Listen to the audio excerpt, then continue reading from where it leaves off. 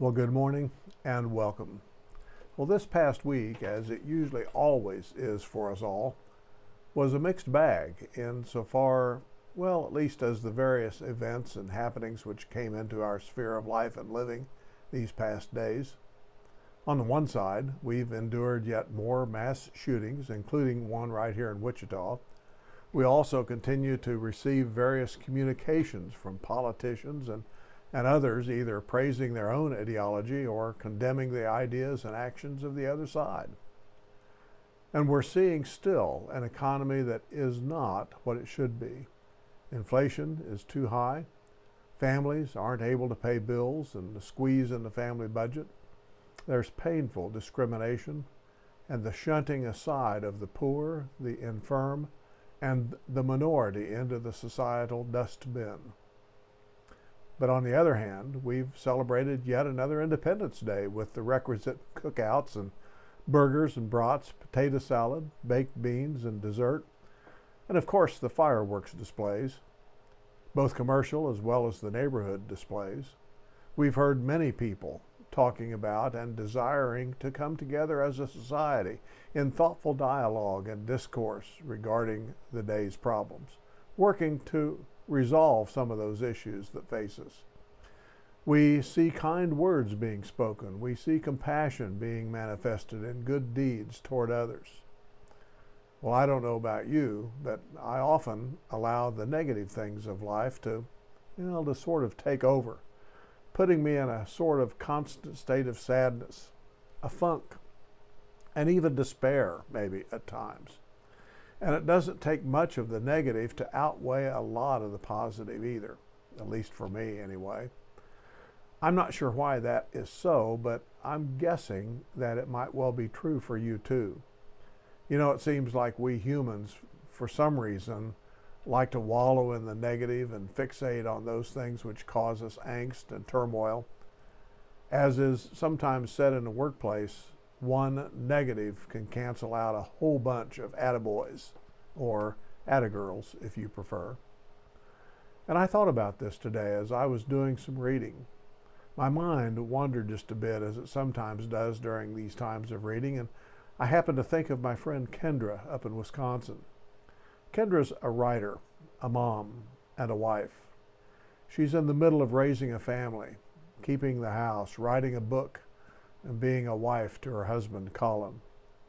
She's a natural introvert who, along with her husband some time ago, made a continuous and conscious decision to live in the heart of a neighborhood of great need.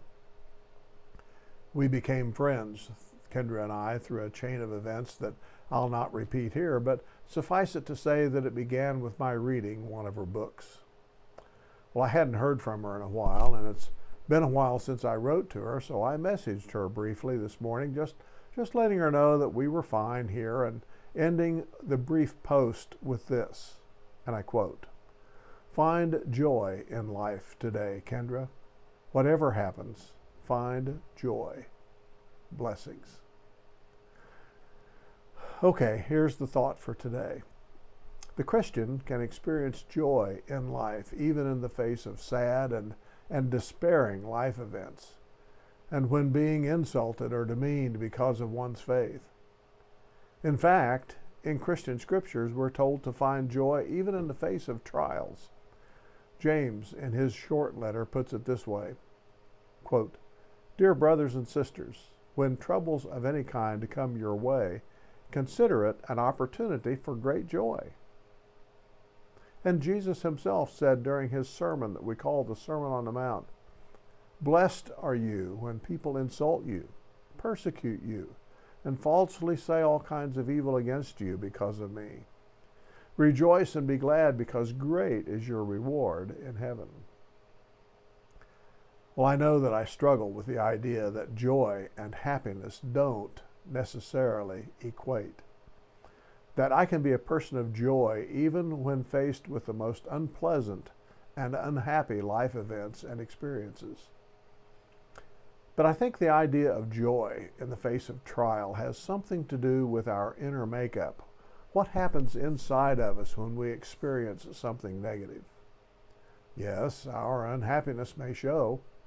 We may display one or more emotions having to do with that unhappiness.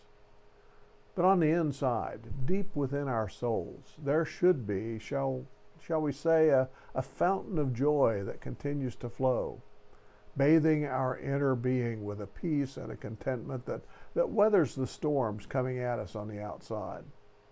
We will get through this. We will come out on the other side. We will again see happiness.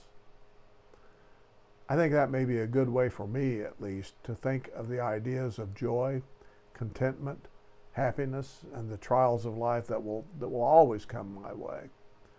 And it may be a good way for you to think of such things as well.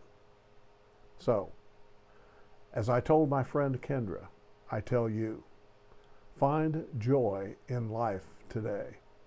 Whatever happens, find joy. Blessings.